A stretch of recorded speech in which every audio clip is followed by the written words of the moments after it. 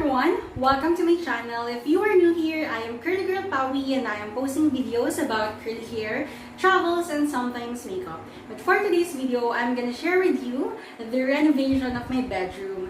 And if you want to see the before and after, just keep on watching.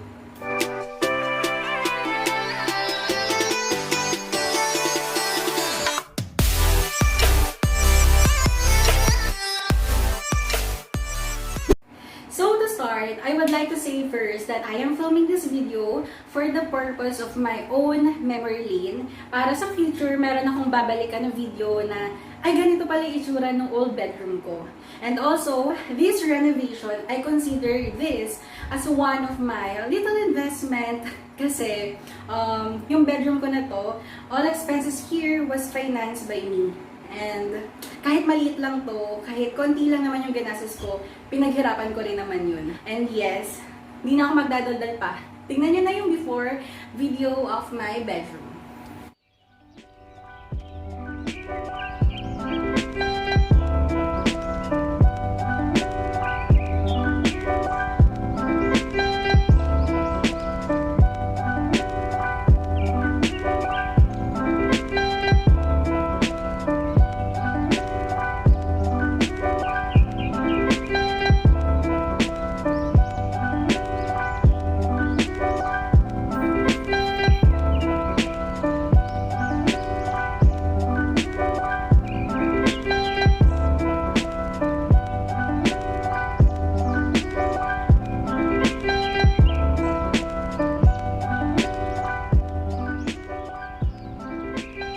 Yes, sobrang dami ko po talagang gamit. Pero ngayon, iniisip ko talaga na lahat ng gamit na hindi ko na ginagamit for more than a year, either ipapamigay ko na or itatapon. So, ang ilalagay ko lang dito sa loob ng aking room is yung literal na ginagamit ko lamang. So, to achieve that, samahan nyo kung magtanggal ng mga gamit sa aking old bedroom.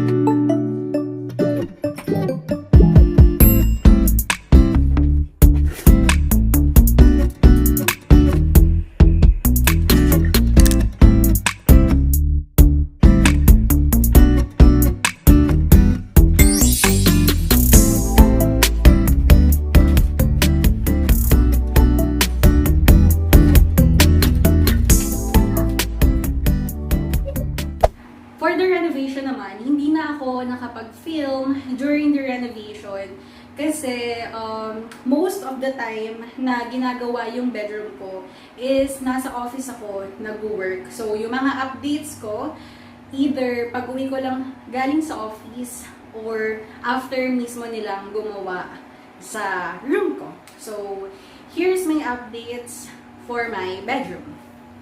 So, ayan, sinimulan na nilang coveran yung mga dapat coveran. Wala na yung mga butas. Nilagyan na ng semento. And, nilagyan na to para ready na siya kapag kininturahan na. So, basically, itong cabinet is, lalagyan lang siya ng pintuan para maganda siyang tignan, para presentable siyang tignan. And napili ko, ang gagawin ko dito sa room ko, maliit lang yung room ko. Ayan, iikot ako. Yan. Yan. So, ang gagawin ko dito sa room ko, di ba para siyang box. Ang inspiration ko is parang minimalist. So, kailangan ko ng madaming cabinet, lalagyan ng mga gamit. Dito kung ilalagay yung kama ko. And dito, maglalagay ako ng bookshelf. Tapos, maglalagay ako dito ng table para sa aking working area. Dito sa window, dapat tatanggalin ko to.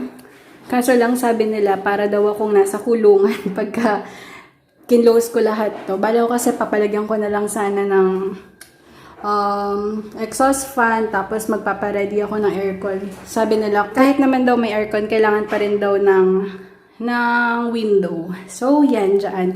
So, ang plan ko dito is lalagyan ko na lang ng parang blinds na color white na lang din or light color para parang kasama siya sa wall ko. So, yun. Yan. Papatiles ko to.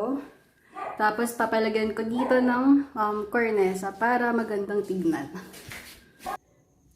Room update. So, ito na yung itsura ng aking room as of the moment. So, ayan.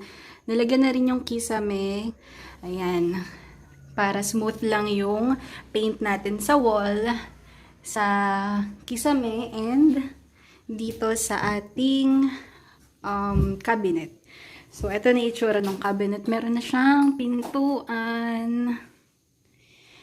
Ito, medyo matagal lang sila magtik-tik dahil wala silang gamit na maso. Pero okay lang, carry lang. Hi! So, ito, yung sahig yan, medyo malaki na yung natik-tik nila. Ito na lang yung gilid ang natitira. Tapos, sa cabinet ko, kumpleto na yung pintuan niya.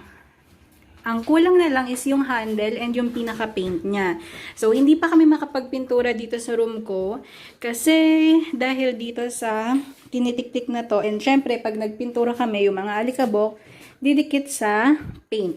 So, balik dito sa cabinet. Pag inopen ko yung cabinet, ito yung itsura niya. So, nalagyan na din yung loob. Yan, nalagyan yung may mga uka-uka para pumantay. Ang gusto ko dito is, pipinturahan ko pa rin tong loob ng cabinet ko para maaliwala siyang tignan. And ito pala, nakablagay na sila ng stopper dyan. Dahil kapag wala yan, pag kinlose yung cabinet, is hindi siya masasara. Yung kusa siyang bubukas. So yan, meron ng stopper para pag sinarado, stay lang siya dyan. Like so, another room update. Meron na tayong cornesa dyan sa taas. Maganda na siya. Ayan. Tapos, meron na rin tayong bookshelves. So, hanging siya. Kung mapapansin nyo, lalapit ako. Wait lang. Ayan. So, kung mapapansin nyo, wala siyang, ang tawag doon yung parang pinaka-support dito. Kasi nakabaon siya sa pader. Yan. Sinimento siya dyan. Yan. Tapos, eto, ayan, napakakulit. Sunod na sunod sa akin. Yan na yung sahig. Isha careful. Okay, mami. Ayan. So, kumpleto na yung sahig natin. So, tatanggalin na yung mga bato-bato.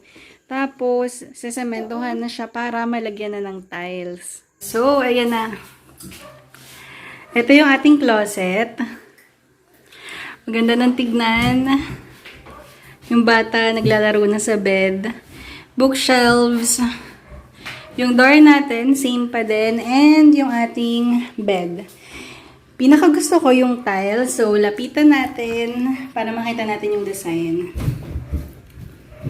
Diba? Simple lang siya, wood style, pero super light.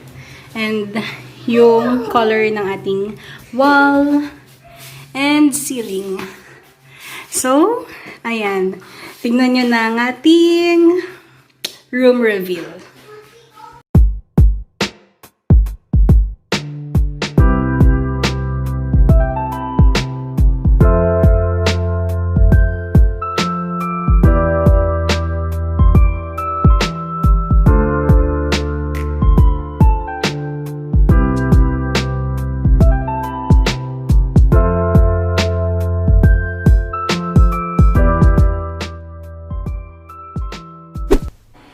Yes, hanggang dito lang po muna yung ipapakita ko sa aking bedroom.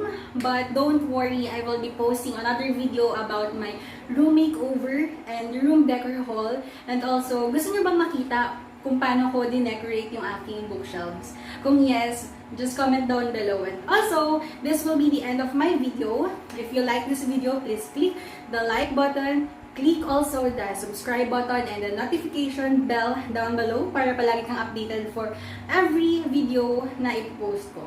So, thank you guys for watching!